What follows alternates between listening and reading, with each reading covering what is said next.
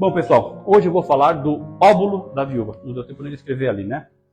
O óbolo da viúva, né? O pessoal costuma falar, né, dessa história que aparece lá no Novo Testamento, como sendo uma das parábolas de Jesus.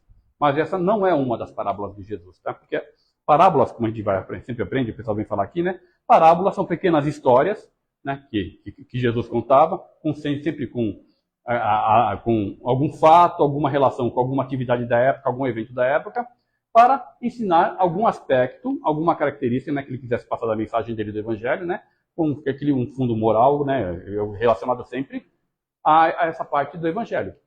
Né? Então, era uma história que Jesus contava. E esse óbolo da viúva, na verdade, ele está nos descrevendo uma passagem do Novo Testamento, né, um fato que Cristo com os apóstolos, eles estão ali no Templo de Jerusalém, e eles estão observando um fato que está acontecendo ali. E Jesus vendo o Cristo Jesus vendo aquele fato, ele vai usar aquela ação que está acontecendo como um ensinamento, né, para os apóstolos. Então, não é uma parábola, né? Então, é um evento que acontece ali, uma ação, e ele está usando essa ação para ensinamento. E essa ação, né, o óbolo da viúva, ele aparece em dois dos evangelhos do Novo Testamento, em Marcos e Lucas. Né? E Marcos, uma pequena variação na escrita, né, na descrição. E a versão que nós vamos aqui é a versão que está no Evangelho segundo Marcos, no capítulo 12, versículo 41 e 44. Tá? Então, só que qual que é o detalhe? Para que, não sei se todos aqui têm o hábito de, ou já adquiriram, né, tem o hábito de ler o Evangelho segundo o Espiritismo, fazem o Evangelho no lar, né, usam o Evangelho segundo o Espiritismo no seu Evangelho no lar.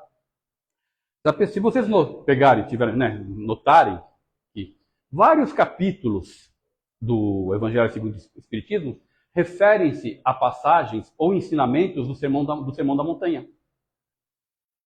Né? Vários capítulos, né? Tem lá, né? Bem-aventurados os que sofrem, bem-aventurados os que têm sede de justiça. Então, vários capítulos, né? Geralmente, acho que vai mais do capítulo 9 até o capítulo 15, mais ou menos. Né? Tem várias passagens que estão dentro do Sermão da Montanha. Foi na semana retrasada que o João fez aqui, fez a preleção, e ele tinha destacado, né, sobre a admiração que Gandhi tinha sobre o Sermão da Montanha. E, na verdade, justamente, né, se a gente pegar o Novo Testamento lá, que o pessoal fala que é da Bíblia, lá, os 4 evangelhos, que a gente chama os 4 evangelhos, que, na verdade, evangelho é a mensagem do Cristo que está ali contida, né? Aquela história que está contada ali é uma biografia do Cristo com alguns eventos, né, que a gente fala, né, que é o Novo Testamento. E a gente for pegar, na verdade, o cerne, né, assim, o ensinamento do Cristo, se for resumir, né, o Evangelho, a Boa Nova, é o que está resumido na hora que ele faz o Sermão do Monte, Sermão da Montanha. Né? E isso que ele ensina no Sermão do Monte, depois, também ele está pulverizado, né, em ensinamentos particulares dentro das parábolas. Então, se você pegar os ensinamentos que estão no Sermão do Monte, se você for ver as parábolas, cada uma das parábolas é um ensinamento do Sermão do Monte. Né? Tem relação com aquilo que ele ensinou no Sermão do Monte.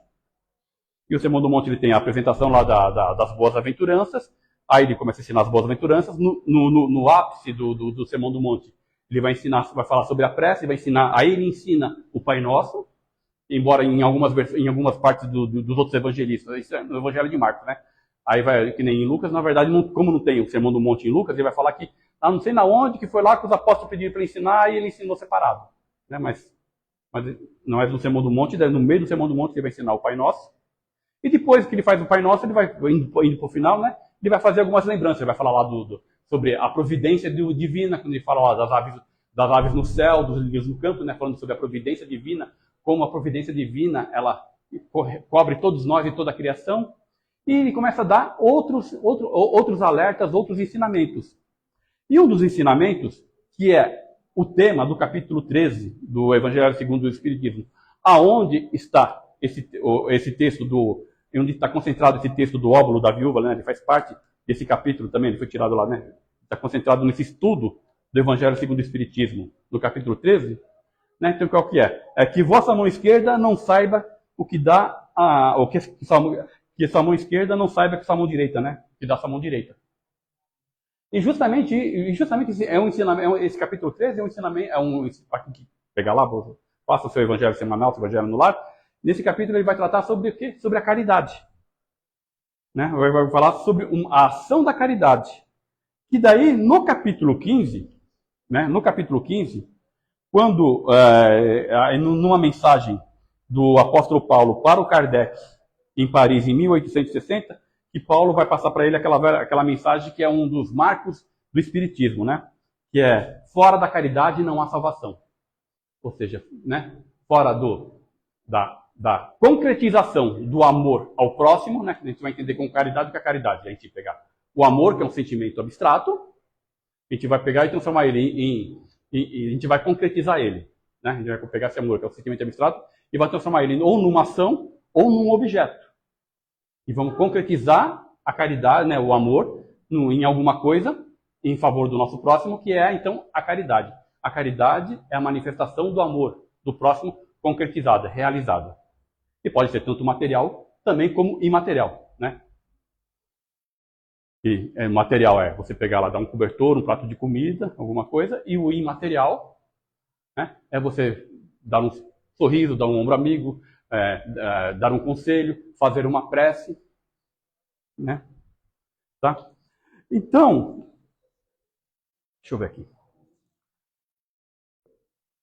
Então, nessa parte que a mão esquerda, né, que a mão direita eu não vejo a mão esquerda, né? Isso também está lá no Evangelho de Mateus, então no capítulo 6. Capítulo 6 e 7 é quando ele está no Evangelho de Mateus, segundo Mateus, é no Sermão do Monte, né? Então, o que o Cristo fala para nós, né, nessa passagem de ensinamento, né? Guardai-vos de exercer a vossa justiça diante dos homens, com o fim de ser desvistos por eles. De outra sorte, não tereis galardão junto ao vosso Pai Celeste. Ou seja, se reserve quando for fazer algum ato de justiça, algum ato de caridade, algum ato assim, de ser visto pelas outras pessoas. Né? Ou seja, para o benefício próprio, né? Você ser visto, ser admirado. Vaidade. Né? Vaidade, orgulho, vaidade. Porque senão você não vai ter a sua recompensa, não vai ter teus bônus, quem vai assistir lá o nosso lar, né? Você não vai ter seus bônus horas lá na colônia espiritual. Quando, pois, deres esmola, não toques trombeta diante de si, como fazem os hipócritas nas sinagogas e nas ruas, para serem glorificados pelos homens. Em verdade vos digo, que eles já receberam a recompensa. E também que esse era um costume lá que os fariseus tinham na época do Cristo, né? Que pela lei mosaica, né, eles eram obrigados a dar esmola, né, recolher as viúvas e tudo mais, dar de comer para os órfãos. Tanto que tem uma parte lá, quando surge aquela história do dízimo lá com Moisés, uma parte do rendimento era para manter o templo, né, e a outra parte justamente era para fazer essa caridade social, esse fim social que era exercido pelos templos, né, cuidando de viúva, de órfãos, essas coisas todas.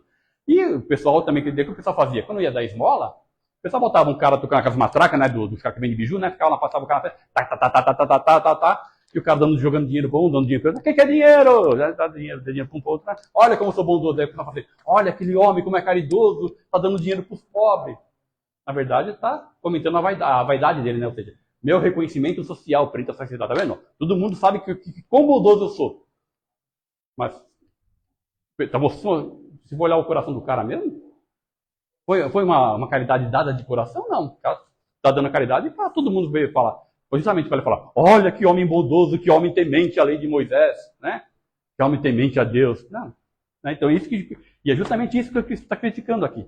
Né? Tu, porém, ao dares esmola, ignore a tua mão esquerda o que faz a tua mão direita. Né? Para que a tua esmola fique em segredo.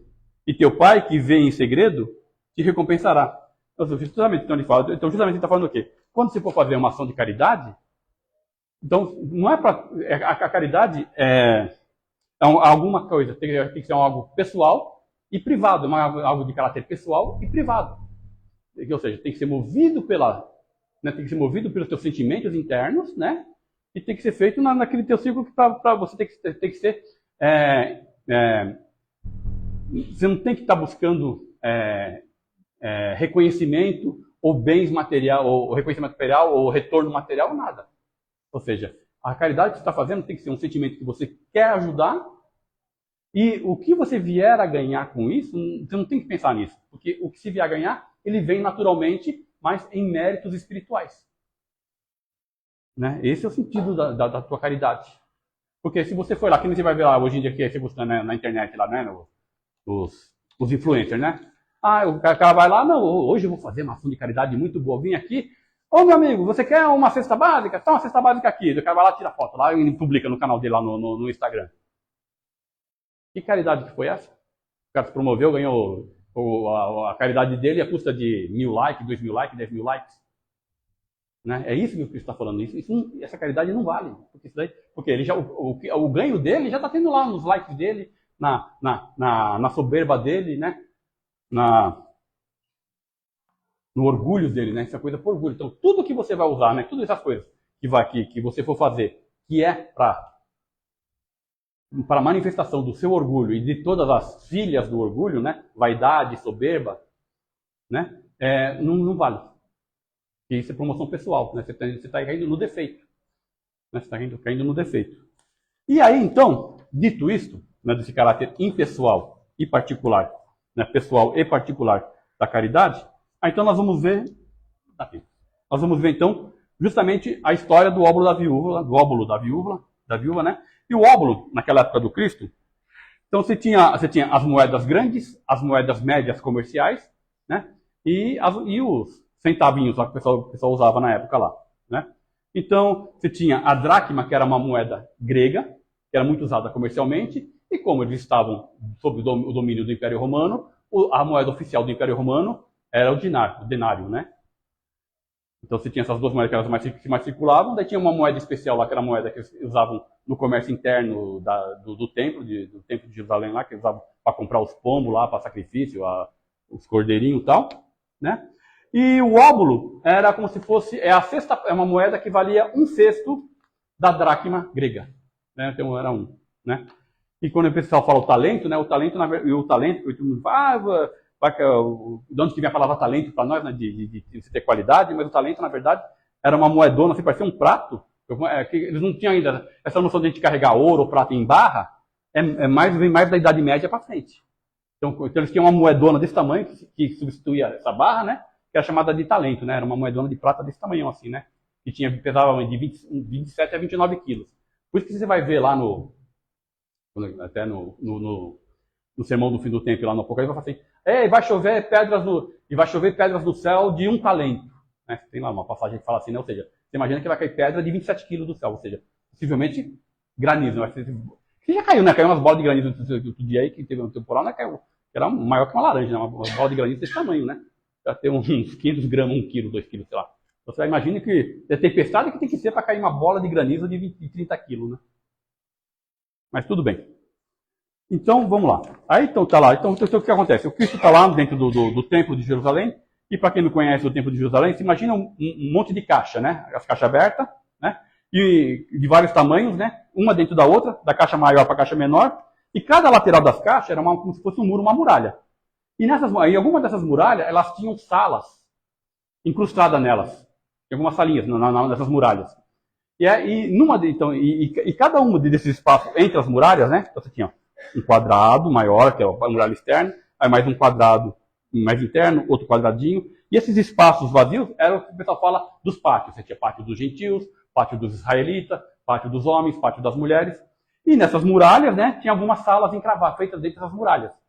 E numa dessas salas, numa dessas muralhas, tem uma sala que era a sala do tesouro, onde eles guardavam as doações para o templo. E lá, nessa sala do tesouro, eles tinham os vasos grandes, que essa é a palavra que não é xingamento, não, é o famoso, você vai ouvir falar, gasofilácio, né? É uns vasão grande que o pessoal jogava as moedas de ouro, os donativos, dentro desses vasos. Então, daí o Cristo estava acho que era até entre o pátio dos gentios e o pátio dos israelitas, não sei. Nessa muralha, estava com os apóstolos lá olhando lá, de frente para aquela salinha encravada lá no muro, lá está olhando lá com os apóstolos. Aí está indo lá os fariseus, os comerciantes, lá todo mundo jogando aqueles sacos de dinheiro dentro daqueles vasos e tal. Aí vem uma viúva, né, uma senhorinha, uma viúva, ela pega 2 dessas moedinhas, né, dos óbulos e joga dentro do vaso. Daí o Cristo chama os apóstolos dele e fala assim, de tudo que vocês viram aqui agora, né, quem fez a maior doação? Né, então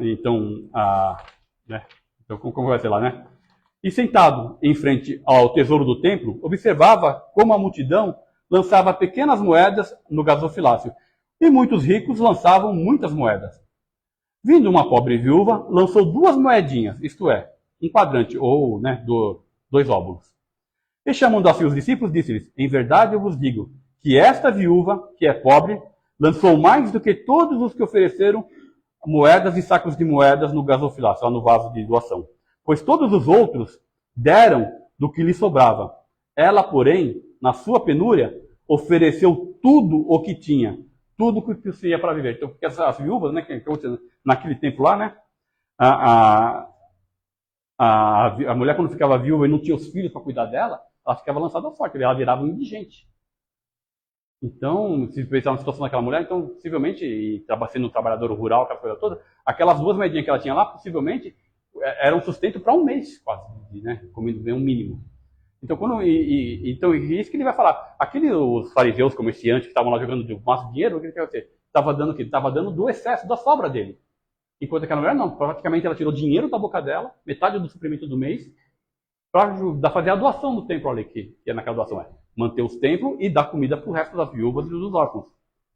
E aí, esse é o sentido que a gente vai completar justamente nessa referência que nós fizemos da mão esquerda com a mão direita, né? Então, ou seja, você vai fazer a caridade, né? Ou seja, tem que fazer a caridade com sentimento verdadeiro, né? Porque a mão esquerda não sabe o que a direita fez, né? Você não vai fazer caridade por promoção. Tem que ser um sentimento sincero, interno, vontade de ajudar, né?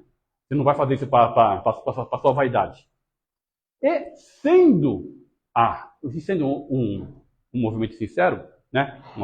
Algo sincero, aí nós vamos cair no segundo ponto. De preferência, que você não dê daquilo que te sobra. Mas que, como é uma coisa que tem que ser sincera, vindo do coração, que você dê daquilo que seja o teu crucial, que é daquilo que seja do teu dia a dia, daquilo que até te faça falta. Né? E aí nós vamos ver nessa questão, porque tem gente que fala assim, eu não faço caridade porque eu sou pobre, um dia eu vou ganhar na loteria, vou ganhar no bicho, vou ganhar no salão, e vou dar tudo que eu ganhar, eu vou dar na caridade. Mas a pessoa, ela quer ganhar o dinheiro para ela conseguir posses e depois dar o excedente, né?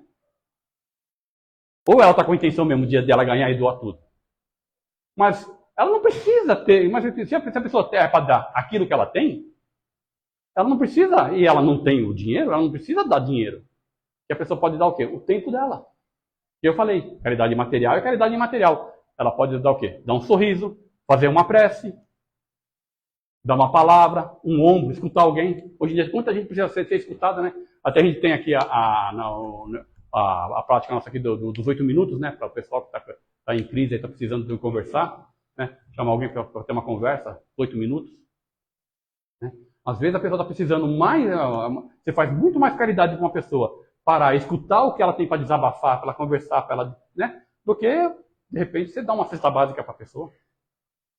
Ou então você tem um morador de rua, sei lá, os invisíveis, né? De repente você parar, falar um bom dia para ele e dar um lanche que seja, ou nem um lanche, você vai falar um bom dia, tal, tudo bem, se você perguntar se tem alguma coisa, às vezes você fez muito mais para ele do que ter dado dar um pouco de atenção para ele, do que ter dado um prato de comida ou dado um cobertor. Isso não te custou nada. Ou às vezes de manhã você está saindo na rua, você viu uma pessoa que está com o problema que ela teve, ela brigou com os pais, brigou com o marido, brigou com a mulher, o cara, sei lá, está passando por um problema, está muito chateada e tal. De repente, você na rua, você, um bom dia, dá um sorriso para a pessoa. Você mudou o dia da pessoa. Não precisou de material nenhum, matéria nenhuma, não precisa de dinheiro, não precisa de nada. Ou então, né, justamente isso que nem, por exemplo, no meu caso, a coisa mais valiosa que eu tenho para mim é meu tempo. Né? É meu tempo. Porque, ou para nós que temos, a maioria do que está encarnado, né? Qual a coisa mais valiosa que você tem? É o teu tempo de vida. Você estava encarnado. Né? Que é o tempo que você tem para aprender, o tempo que você tem para viver, para ganhar o seu sustento. Então, qual a coisa que eu posso doar mais valorosa que eu tenho? É doar meu tempo para ajudar quem precisa, ou doar para fazer um trabalho, né, comunitário, um trabalho social. E acho que isso pode aplicar para qualquer um de vocês. Né? Justamente esses 5 minutos, 8 minutos que você parou para escutar alguém desabafar, Você doou teu tempo de vida. Não foi só esse negócio imaterial. Você doou muita coisa. Você doou muita coisa. Então você vai ter que ter, quando a gente for pensar na caridade, vamos pensar nesses dois aspectos. Primeiro, né? Caridade tem que ser, né, pessoal, né? E não pode, e tem que ser, né, nesse sentido, né, de me pega, nesse sentido privado, né? Ou seja, tem que ser pessoal e a caridade é só tua, né? Você não faz caridade pelo outro. Ah, eu estou fazendo caridade pelo fulano de tal que está encarnado. Tudo bem. Às vezes, né, vou botar um entre aspas aqui, né? De repente você tem algum parente, algum conhecido que ele é falecido, né, desencarnou tal, aí tem as coisas dele, parou as coisas dele tá com você lá, as roupas dele e tal coisa. Aí você fala assim, ó, essas coisas do Game fala assim, eu estou doando por ele. Então você fez uma doação pela pessoa. Tudo bem, vale. Agora eu tô aqui, ó, eu vou doar 2 horas do meu trabalho pelo meu filho que tá com a bunda no sofá. Não valeu. Não valeu. Ah, vou doar, tô aqui, tô dando 5 mil reais de... Ah, vou fazer uma doação aqui, compra 50 cesta básica aqui pelo meu amigo lá. Meu amigo lá mandou comprar 50 aqui, eu tô fazendo caridade por ele. Não tá. Não tá. Tudo bem, se você fez seu trabalho, até o teu trabalho de ir lá representar teu amigo lá e fazer a coisa por ele, até valeria como se fosse uma forma de trabalho ou caridade, né? Depende de como você está fazendo esse trabalho. Mas a caridade que ele está fazendo lá, fazendo você fazer caridade por ele, não está valendo muito não. Até ajudou muita, valeu por ter ajudado muita gente, mas não valeu toda a caridade que deveria valer. Então, assim, sempre esse sentido. E de novo, né? Então, isso aí. Então, primeiro, a caridade tem que ser de coração, né? Não pode ser usada, né, pela vaidade. E para completar, né? Sempre você vai doar daquilo que te faz mais falta, né? Daquilo que você tem menos, né? Ou daquilo que você tem mais valor. Na verdade, você vai doar daquilo que você tem mais valoroso. Não do teu excesso, não da tua sobra. Vai doar daquilo que te falta ou daquilo que você tem mais valoroso. E hoje em dia, talvez a maioria de vocês, como eu, né? O que te é mais valoroso é seu tempo, sua disponibilidade.